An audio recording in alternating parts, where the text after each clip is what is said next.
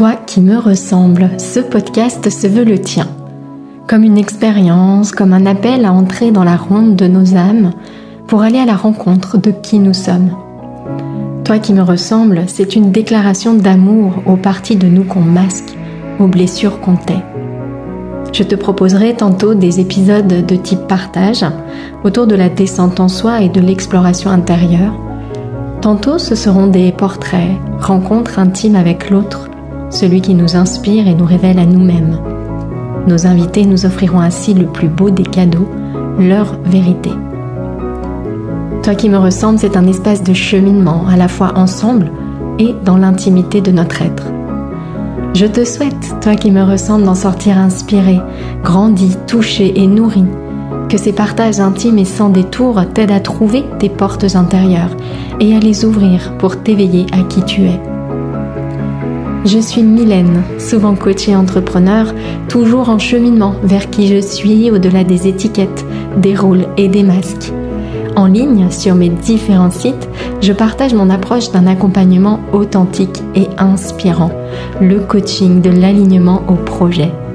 Que tu cherches à vivre une vie qui te ressemble, à créer une activité alignée à tes valeurs, ou que tu sois à la recherche d'une école de coaching qui va au cœur de l'être, tu trouveras sur mes sites toutes les infos sur mes propositions. Coaching de vie, 5 problèmes que ton coach va t'aider à résoudre. Dans ce nouvel épisode, j'ai eu envie d'un petit focus sur le coaching et surtout sur la transformation que le fait d'avoir un coach peut t'aider à opérer en toi. Je sais qu'il y a beaucoup d'approches différentes, de plus en plus de personnes qui s'intéressent au développement personnel, avec parfois une continuité plus spirituelle et beaucoup de propositions.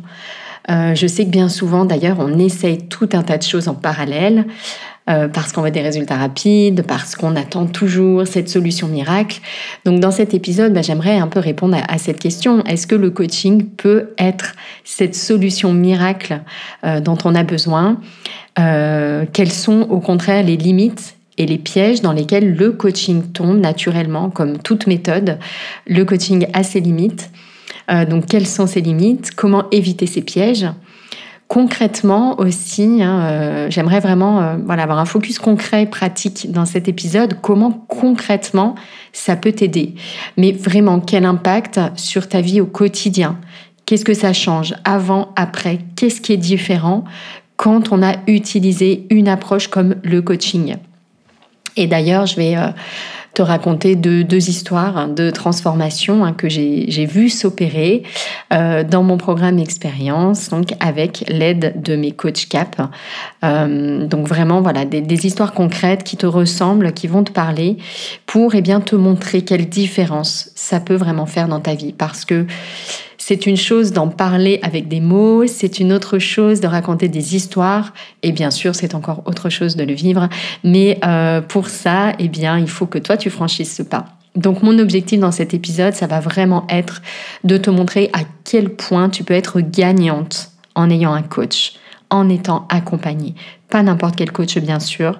Mais je vais t'expliquer un petit peu tout ça et je vais aussi te proposer quelque chose de concret pour tester en fait ce coaching. Alors sous forme auto-coaching bien sûr, puisque pour avoir un coach, il faut prendre un coach. Mais je vais déjà te montrer comment tu peux utiliser, quel type d'outils on va utiliser avec toi et quel impact aussi ça peut avoir. Donc déjà, la première chose que je voulais aborder, c'était l'erreur numéro 1 que tout le monde commet sur le coaching. Et ce qui est très drôle, c'est que cette erreur numéro 1, même les coachs en formation la commettent. Les personnes qui ont envie de devenir coach tombent également dans ce piège. Alors, sans plus de suspense, le coach n'est pas un conseiller. Et ça, je sais que c'est un piège dans lequel on tombe souvent. C'est qu'on prend un coach parce qu'on veut des réponses à des questions, parce qu'on veut résoudre un problème qu'on rencontre et on veut avoir des réponses, on veut avoir les solutions. Et je dis que c'est drôle parce que quand je passe les entretiens, dans mon école de coaching pour créer les promotions de cette école. Donc, tous les ans, il y a des candidatures. Et souvent, on me dit ça. J'adore depuis toujours écouter les autres, conseiller les autres, aider les autres. Ça me plaît et c'est pour ça que j'ai envie de devenir coach. Et c'est pas un souci en soi qu'on tombe dans ce piège en début de formation, puisque moi, par exemple, dans mon programme de coach, il y a beaucoup de choses autour de la posture et donc on met de la nuance là où elle doit être. Mais ça, c'est vraiment un élément important. Le coach ne doit pas conseiller. Pourquoi le coach ne conseille pas? Le coach n'est pas un conseiller. Parce que si je me mets en tant que coach à conseiller l'autre, je me place dans une posture supérieure, dans une posture descendante. C'est moi qui détiens le savoir, le coaché et l'élève, il doit m'écouter pour apprendre, etc. Au contraire, dans le coaching, et vraiment c'est ce que j'adore dans le coaching. Et je vais te dire la vérité, j'ai testé énormément de choses. Parce que depuis mes 15-20 ans, on va dire, j'ai rencontré beaucoup de difficultés, manque de confiance en moi, trop d'émotions, hypersensibilité non identifiée. La pire de toutes, c'est-à-dire qu'on est submergé par ces émotions, on a juste l'impression d'être anormal. Et donc, j'ai testé énormément de choses. Tu vois, entre la méditation, la psychologie, même le médical, l'accompagnement plus médical pour les crises d'angoisse, la sophrologie, le yoga, en fait plein de formes différentes d'accompagnement. Et là, j'en oublie tout un tas, la kinésiologie, j'en oublie tout un tas en le disant. Et ce que j'ai en fait adoré dans le coaching, c'est que le coach ne nous donne pas de réponse. Il nous aide à trouver les réponses en nous. Et ça, c'est tellement précieux. Pour moi, ça, c'est un incontournable. Quelle que soit l'approche que tu vas choisir pour t'accompagner sur ton développement personnel, que ce soit le coaching ou autre chose, attention à ça. Toutes ces approches doivent avoir pour effet de t'aider à allumer ta lumière intérieure, pas à t'éclairer à la lumière de l'autre, celui qui sait. Et c'est pour ça qu'à mon sens, le coaching, c'est vraiment l'approche numéro 1 à privilégier en priorité par rapport aux autres. C'est qu'elle rend autonome. C'est qu'elle te responsabilise. Et avoir une approche qui te responsabilise, c'est vraiment la première étape indispensable pour t'aider à accéder à ta puissance intérieure et à pouvoir exercer ton pouvoir de créer ta vie. Parce que toutes les approches qui te disent que tu as le pouvoir, que tu as le pouvoir de créer ta vie, que tu as ton pouvoir créateur, etc., mais qui te montrent exactement l'inverse dans, on va dire, l'apprentissage, dans le chemin, eh bien c'est très contre-productif en réalité. Parce qu'on va retenir davantage l'exemple, ce qu'on vit, ce qu'on intègre, plutôt que l'idée, le concept. Donc pour moi, ça c'est essentiel. Erreur hyper fréquente sur le coaching, on croit que c'est du conseil, mais ça n'en est pas et c'est vraiment une bonne nouvelle. C'est que c'est une méthode qui rend autonome. C'est une méthode qui rend autonome, qui responsabilise et pour moi, elle est vraiment dans cette vérité. Elle a des limites après, mais là, elle touche du doigt une vérité qui est universelle. On a toutes et tous les réponses aux questions qu'on se pose et le changement, c'est une porte qui s'ouvre de l'intérieur. Donc il faut vraiment commencer tout de suite par prendre conscience et reconnaître ce pouvoir qui est là pour pouvoir le débloquer.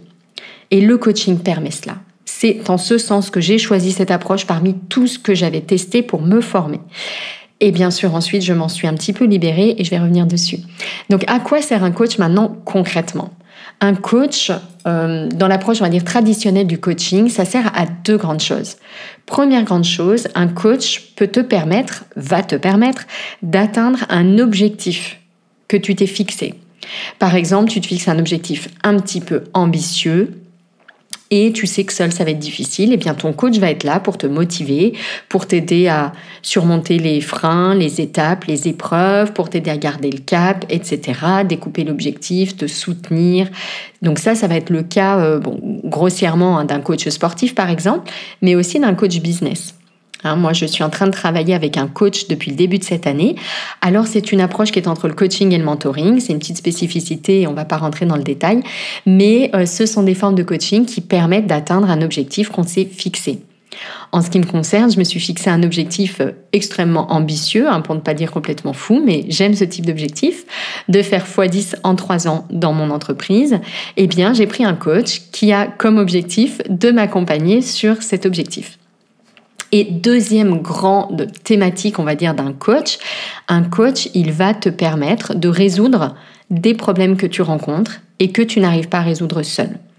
Ça peut être des conflits professionnels, des conflits relationnels, ça peut être aussi de réussir à faire un choix difficile, ça peut être d'affronter une épreuve, tu vois, que tu vas devoir passer, il peut être là pour t'aider, par exemple, à mieux la préparer, etc.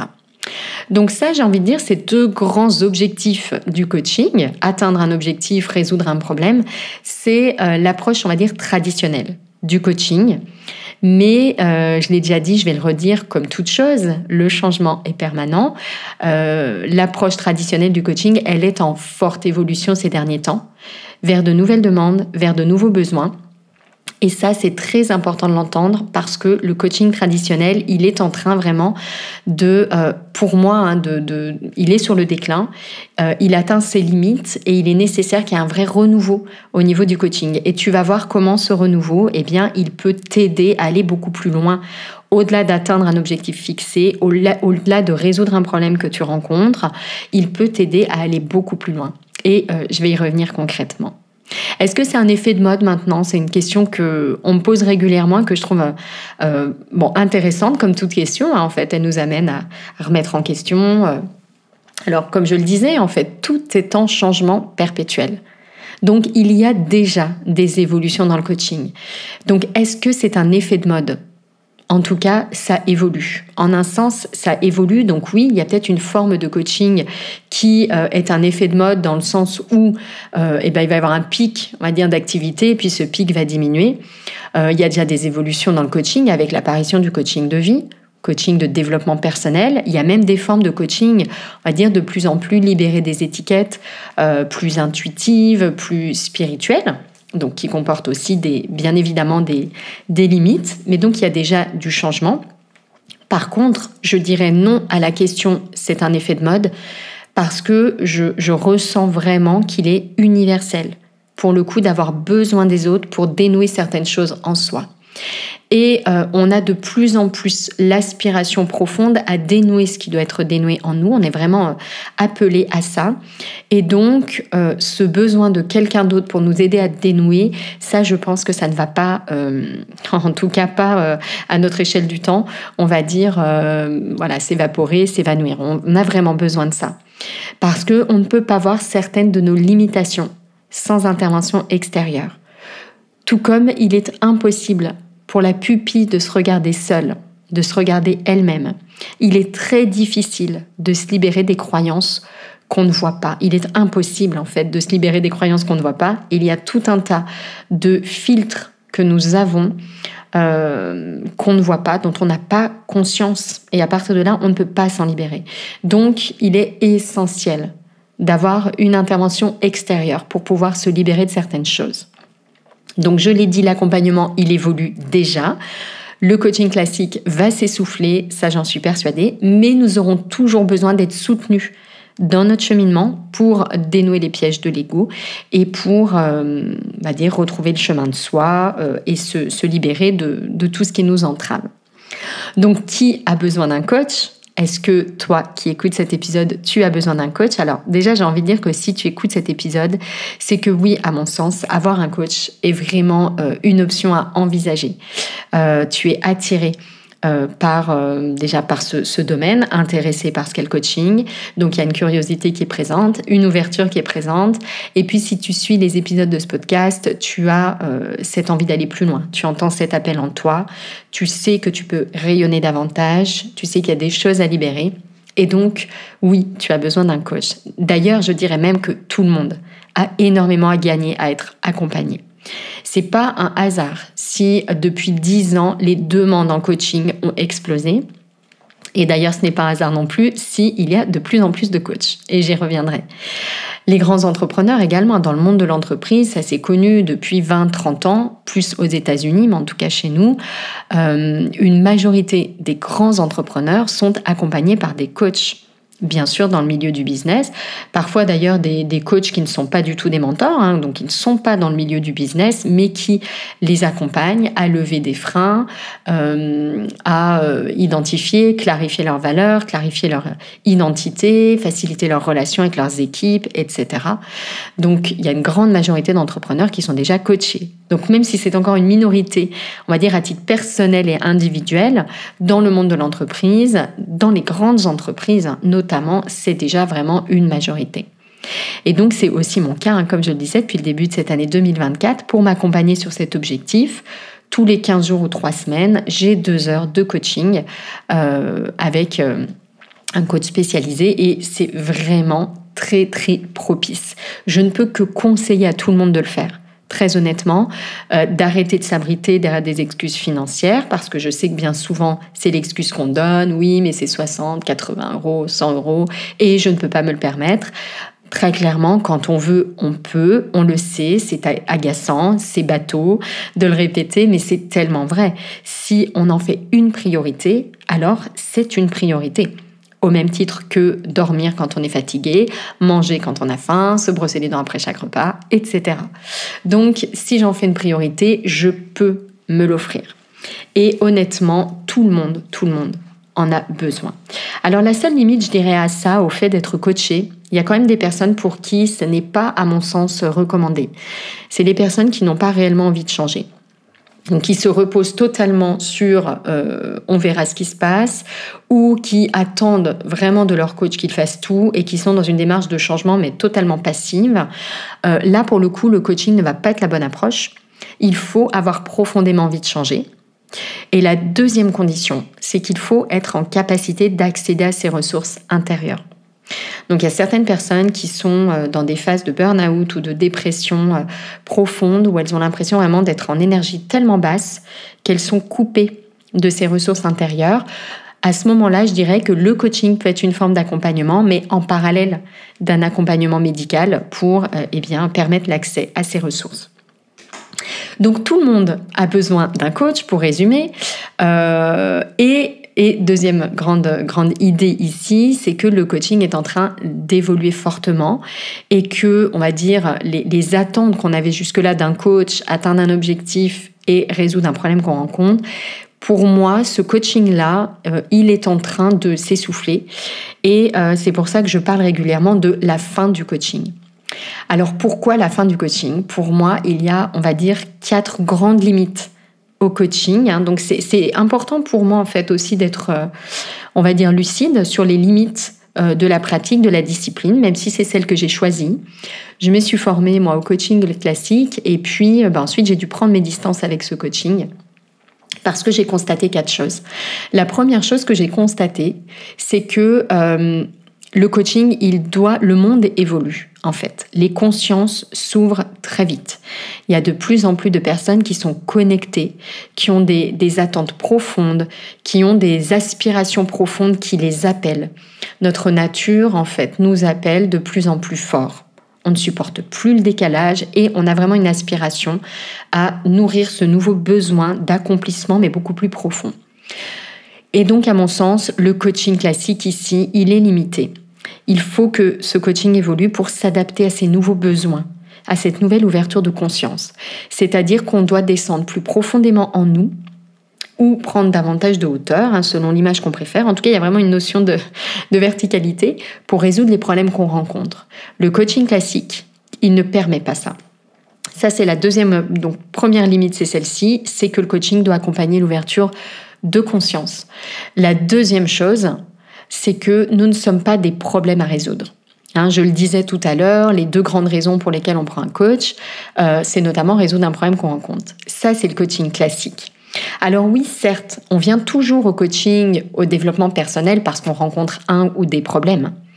Mais il est essentiel que l'accompagnement qu'on reçoive ne nous considère pas comme un problème à résoudre, mais comme un potentiel à explorer. Comme des êtres lumineux, coincés dans des enveloppes pleines de nœuds, de voiles, de poids à libérer. Pour moi, les problèmes qu'on rencontre au quotidien, ce ne sont pas des problèmes en soi, mais ce sont des symptômes. Des symptômes de quelque chose de plus profond. C'est vraiment le cœur de mon approche, le coaching de l'alignement au projet. Et donc, si le coach qui nous accompagne n'est pas convaincu de ça, s'il est convaincu qu'il y a un gros problème à résoudre, eh bien, tout ce qu'il va faire va grossir le problème. Et même si nous, en tant que coachés, on va avoir l'impression de comprendre des choses, ça va rester de l'ordre de la compréhension mentale. Et la compréhension mentale, ce n'est pas de la transformation. Ça nous satisfait intellectuellement. On a le sentiment d'avoir un déclic, une révélation de « Ah ouais, ça y est, je comprends ». Mais dans les faits, ça ne change pas grand-chose à notre vie. Il faut que les choses soient intégrées beaucoup plus en profondeur. Donc ça, c'est la deuxième limite. C'est le coaching classique avec ce gros problème central à résoudre. Ça donne beaucoup trop d'importance au problème et ça grossit le problème. Troisième limite que je vois, c'est un danger dans la posture des coachs. Donc ici, alors c'est quelque chose qu'on constate tous, qu'on sait tous. Beaucoup, si ce n'est tous les coachs, sont devenus coachs parce qu'eux-mêmes, à un moment donné, ont eu besoin de coaching. Ce n'est pas un souci en soi d'avoir besoin de coaching parce que, je le disais, tout le monde a à gagner à être accompagné. Mais le souci, c'est si ces personnes qui deviennent coach ne continuent pas en parallèle une démarche profonde, on va dire, de nettoyage. Et ça, je le vois très souvent. Des personnes qui ont aimé ce que le coaching leur a apporté à un moment, décident de se former au coaching, s'abritent derrière des outils, se remplissent de diplômes et de reconnaissances extérieures, etc., mais oublient l'essentiel, leur posture. Et donc, il est très important d'être accompagné par quelqu'un qui fait un travail approfondi sur cette posture. Donc, il y a une formation davantage sur la posture plutôt que sur les outils. C'est le regard qu'on pose sur l'autre, l'énergie, la présence qu'on a quand on est en compagnie du coaché. Ça a encore plus d'impact que les outils qu'on utilise. Donc la troisième limite dans ce coaching classique et dans les formations coaching classique, c'est pour moi c'est limite dans la posture des coachs. Beaucoup trop d'outils et pas assez de travail sur la posture. Et la quatrième limite au coaching classique, qui fait qu'à mon sens, il s'essouffle, et ça c'est quelque chose qui est de plus en plus reconnu, et même chez les coachs, c'est une grande hypocrisie dans le coaching, c'est l'hypocrisie qui consiste à s'arrêter au mental et aux pensées, et à ne pas aller regarder du côté des émotions. Les pensées et les émotions sont liées. Tout ce qui se manifeste dans nos pensées prend source à un niveau supérieur ou plus profond, et il est quand même reconnu qu'on ne peut pas résoudre un problème en restant au même niveau de compréhension que celui qui l'a créé. Donc, si on reste au niveau mental pour résoudre les problèmes qu'on rencontre au niveau des pensées, donc des croyances qui nous limitent, etc., mais qu'on ne va pas libérer ce qui est au-dessus, ce qui est en amont, il peut y avoir des prises de conscience, il peut y avoir des compréhensions mentales, intellectuelles, mais il ne peut pas y avoir de guérison. Au niveau du coaching classique, on va atteindre cette limite dès lors qu'on s'arrête au niveau de la pensée et qu'on ne veut pas voir ce qui se passe. Pour moi, ça, c'est une aberration. Ça n'a pas de sens. Parce que ce que nous pensons est lié à ce que nous ressentons et on ne peut pas, en fait, déconnecter les pensées des émotions. Donc, pour moi, le coaching doit évoluer. Et ça, c'est vraiment le message très important sur lequel je voulais revenir ici, c'est que ce coaching doit évoluer parce que le coaching classique, il ne répond plus aux besoins que nous avons. L'avenir du coaching, du coup, c'est quoi dans ce paysage et quels sont les problèmes que ce nouveau coaching peut aider à résoudre?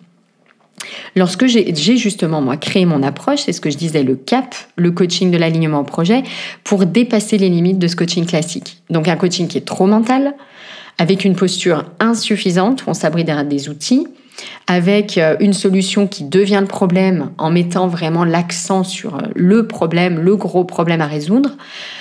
Autre limite du coaching classique, donc le manque de hauteur.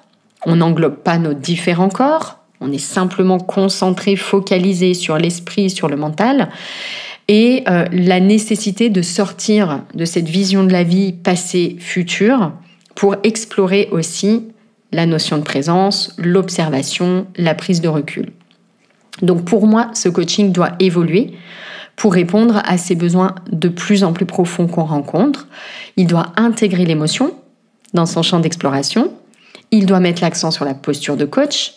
Il doit sortir du tout mental et vraiment réunir dans ses outils et dans chacune des séances toutes les dimensions de l'être, le corps, le cœur et l'esprit. Et il doit considérer enfin le coaché comme un potentiel à explorer et pas comme un problème à résoudre. Et concrètement, quel impact ça a en fait, cette évolution du coaching? Donc passer de ce coaching classique à ce coaching novateur, ce coaching de l'être, ce coaching plus holistique, plus global, eh bien, ça va permettre plusieurs choses sur le coaché. Et c'est les histoires que je vais te raconter. D'abord, ça permet en fait d'accéder à une connaissance de soi beaucoup plus profonde. On ne s'arrête pas à la pensée, on va intégrer les émotions, on va intégrer les blessures et on va même intégrer l'existence des corps supérieurs. Donc ça va nous donner beaucoup plus de recul. Parce qu'on va avoir beaucoup plus de recul, on va pouvoir beaucoup plus facilement libérer, on va dire, les corps plus denses, ce qui est, on va dire, plus matériel, donc les problèmes liés au corps physique, les problèmes liés aux émotions et liés également aux pensées. Et donc, les émotions vont être davantage, on va dire, comprises, pas maîtrisées, mais comprises et donc apaisées.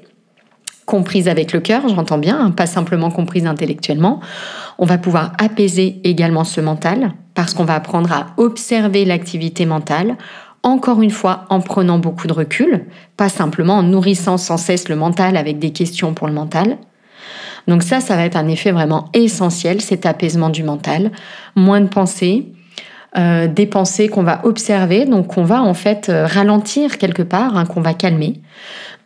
Autre effet vraiment magique, c'est de se reconnecter à ces valeurs, mais ces valeurs universelles, ces valeurs vraiment comme les grandes couleurs de notre nature, comme notre essence profonde.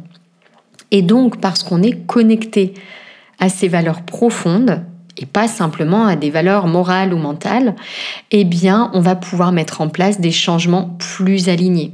On va pouvoir faire des choix du cœur plutôt que des choix de peur. Autre effet magique, c'est qu'on va pouvoir vraiment soigner les blessures et donc sortir des schémas limitants, des réactions qu'on a disproportionnées, automatiques, desquelles on n'arrive pas à sortir. Et donc, ça va nous permettre vraiment d'apaiser toutes les émotions qui nous empêchent d'être libres dans nos réactions et de choisir nos réponses. Bref, un coaching, donc avec toutes ces dimensions de l'être et qui sort des limites que j'ai évoquées, c'est un coaching qui va permettre de reprendre contact avec qui on est vraiment, de sortir de l'ego, de pouvoir observer l'ego pour prendre nos distances, de pouvoir soigner ce qui doit être soigné et vraiment retrouver sa liberté de rayonner à un niveau beaucoup plus élevé. Je vais maintenant te partager 5 problèmes principaux qu'un coaching de ce format, donc vraiment un coaching novateur, un coaching qui sort du tout mental, un coaching global, on va dire, va t'aider à résoudre. 5 problèmes principaux qui sont vraiment les problématiques avec lesquelles les personnes arrivent le plus fréquemment à moi et me demandent le plus fréquemment du coaching. Et encore une fois, je parle vraiment de mon approche spécifique, le coaching de l'alignement au projet. Tu vas le voir, du coup, dans les 5 problématiques qui reviennent le plus souvent, il y a une demande qui est profonde. Il y a une demande qui est profonde. Moi, je n'accompagne pas les gens sur des objectifs du type j'aimerais réussir telle épreuve dans 3 mois, ou j'aimerais perdre 10 kilos, ou j'aimerais des objectifs très spécifiques comme ceci. Donc, les 5 problématiques qui amènent le plus souvent mes clientes à moi, la première, c'est le manque de confiance en soi. Donc, mon coaching peut particulièrement t'aider si tu manques de confiance en toi. Soit parce que ça peut avoir plein de manifestations différentes. Ça peut être parce que tu n'oses pas dire non aux autres.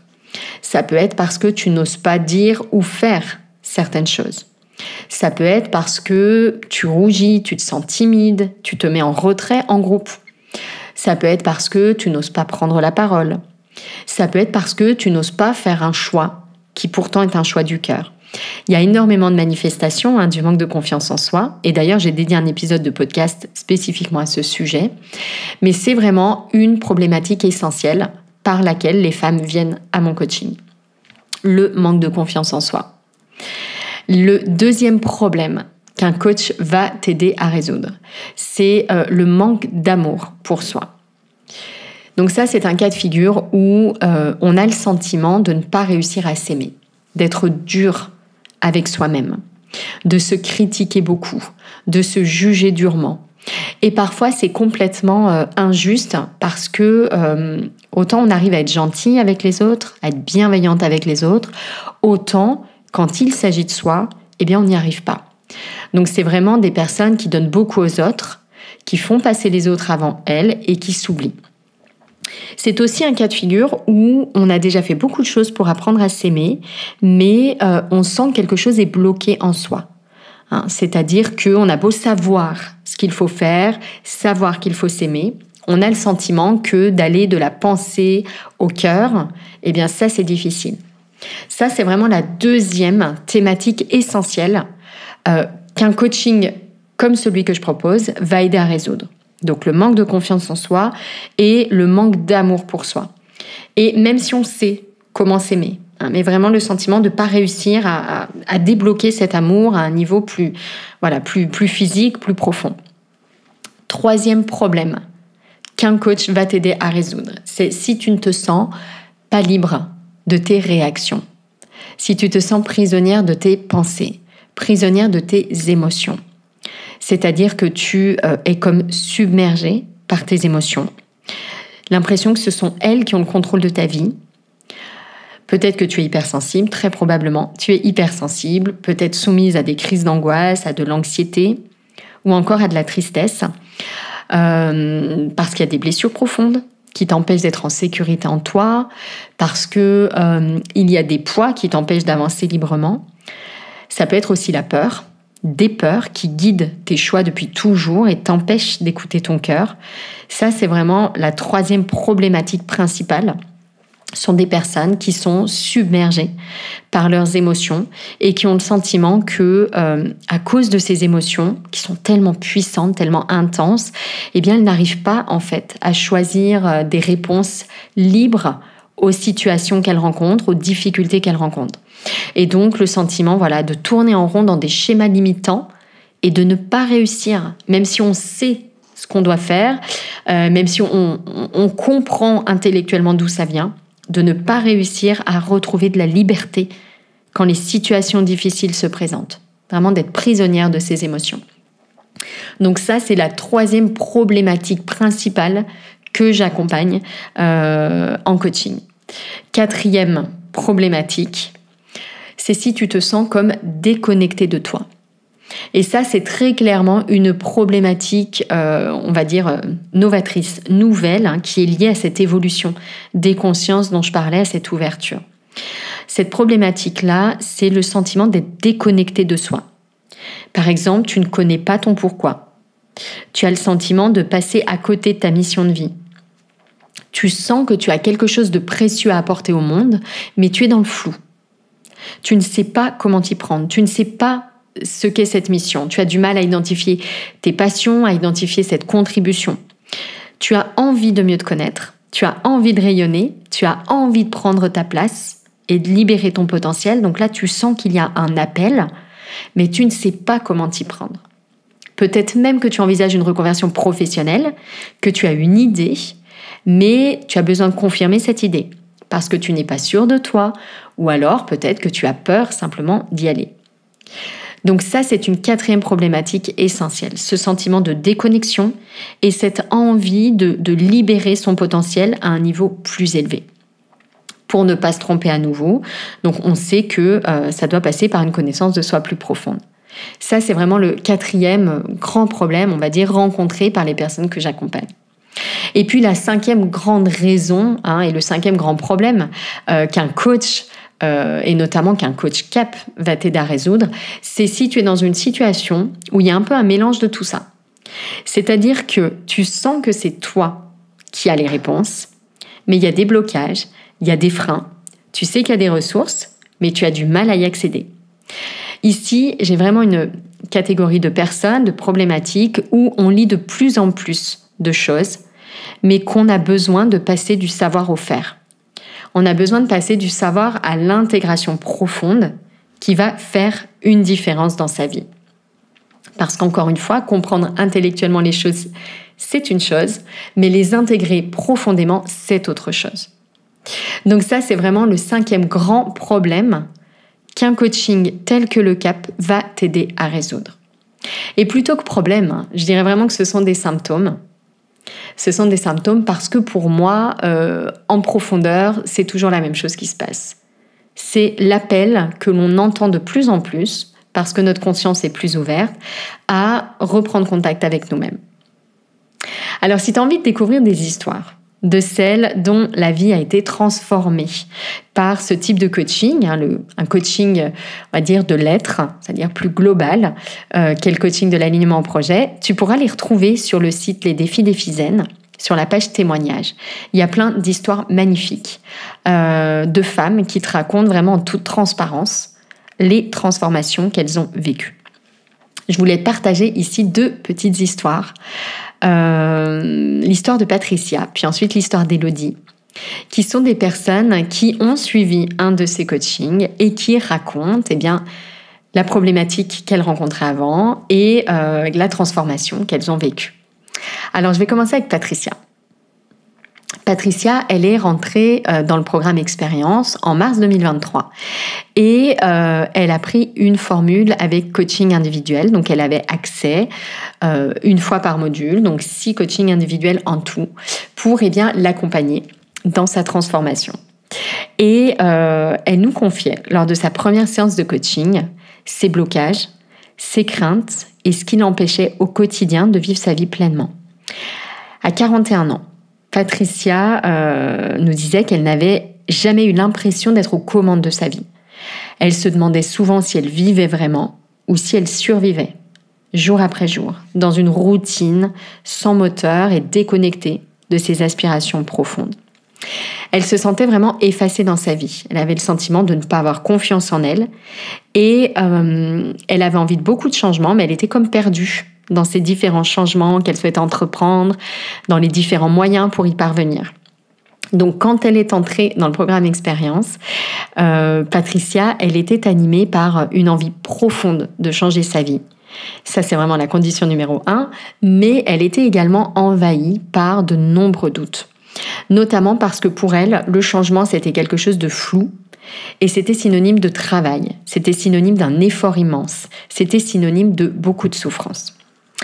Alors, quelques semaines après avoir démarré son programme, Patricia nous livrait ses mots. Donc là, je vais vraiment lire son retour. J'ai vraiment vécu ce programme comme une exploration ponctuée par des découvertes que je faisais sur moi-même. J'ai fait ce chemin à mon rythme, sans pression, guidée par l'envie d'en savoir plus et la joie de progresser jour après jour. Ce que j'ai trouvé marquant, c'est que le changement s'est opéré au fur et à mesure, sans résistance ni souffrance, tout en fluidité. Je n'allais pas contre moi, mais bien vers moi. Les exercices sont passionnants et donnent envie de passer à l'action. Je n'ai jamais ressenti de baisse de motivation car je suivais mon propre rythme tout en étant entourée. Le groupe, les coachs, l'investissement que j'avais dû faire pour rejoindre le programme, tout a été un moteur puissant de ma réussite. C'est rassurant de se sentir soutenu quand on entreprend un travail de reconnexion à soi, de pouvoir avoir des réponses à ces questions grâce à des personnes à l'écoute. Aujourd'hui, je peux dire que je ne regrette pas d'avoir investi sur moi. Je m'autorise enfin à être celle que je suis vraiment. Je me sens réinvestie par ma propre puissance et je suis heureuse de m'être fait ce cadeau. Voilà, ça c'est l'histoire de Patricia. Donc on voit que ce mélange de problématiques en fait qui est présent au départ, il y a souvent un grand flou qui est là. Et c'est aussi ce qu'un coaching comme le CAP permet de prendre en compte. C'est-à-dire qu'on ne demande pas un travail sur un objectif précis, réaliste, formulé, smart, etc. avec une échéance. C'est vraiment un objectif beaucoup plus profond de reconnexion à soi. Ce qui permet d'intégrer différents symptômes. Deuxième histoire, l'histoire d'Élodie. Alors en novembre 2023, Élodie n'en peut plus. Élodie a pourtant tout pour être heureuse. Elle est brillante, elle est ambitieuse, elle a un travail qui lui plaît, mais pourtant, elle sent que ce n'est pas suffisant. Elle ne veut pas se contenter d'une vie satisfaisante. Elle veut se sentir épanouie à 100%. Pour cela, elle sent qu'elle doit apprendre à se connaître réellement, à se reconnecter à qui elle est profondément, pour pouvoir enfin répondre à cette question qui revient en boucle si souvent. Qu'est-ce que j'aime vraiment ? Qu'est-ce qui fait sens pour moi ? Pourquoi suis-je faite ? À 35 ans, Élodie sait qu'il est temps de passer à l'action et de changer les choses. Elle est partie entreprendre un grand voyage seule en Amérique du Sud, plusieurs mois pour se découvrir. Mais aujourd'hui, elle veut aller plus loin et entreprendre maintenant ce grand voyage intérieur qui l'appelle. C'est alors, donc novembre 2023, qu'elle entre dans le programme Expérience. Alors le retour qu'elle nous en fait quelques mois plus tard, je vais lire également ces mots. J'ai l'impression d'enfin vivre après des années à m'être contentée d'exister. Je n'ai plus cette sensation d'être coincée entre ma peur de passer à l'action et mes envies d'une vie plus alignée avec qui je suis vraiment. Aujourd'hui, je peux dire que je sais qui je suis, et mieux, que j'aime qui je suis. Je me sens plus en phase avec mes aspirations et mes valeurs, desquelles je m'étais tant éloignée sans m'en apercevoir.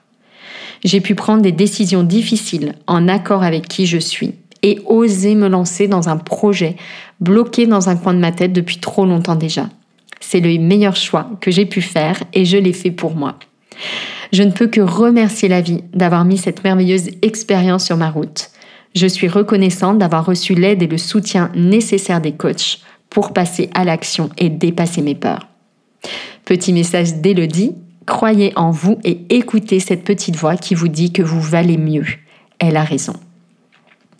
Voilà pour ces 2 histoires inspirantes que je voulais vous partager. Alors, comme je le disais, il y en a beaucoup d'autres sur le site et notamment cette page témoignages, des histoires de transformation avec les mots des femmes qui les ont vécues.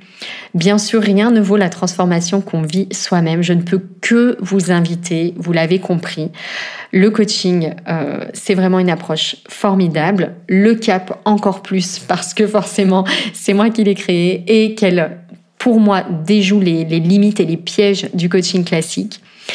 Ce que je te propose de faire à présent, si tout ça résonne pour toi, tu peux découvrir sur mon site Les Défis d'Ephysen le programme Expérience, sachant qu'il comporte désormais des formules avec du coaching individuel en plus d'un aspect formation et d'un aspect collectif. Donc c'est vraiment un programme ultra complet. Et tu peux également, à la suite de ce programme Expérience, entrer dans le parcours coach pour devenir coach de mon approche, le CAP. Et puis, si tu veux en savoir plus sur ce sujet et déjà expérimenter sans attendre quelques outils inspirés de mon approche, je t'invite à télécharger ta fiche d'auto-coaching et à découvrir ma conférence 8 étapes clés pour créer la vie qui te ressemble. Je vais te mettre les liens de tout cela dans le descriptif. Merci beaucoup pour ton écoute. J'espère sincèrement que cet épisode ouvre des portes en toi. À très très bientôt.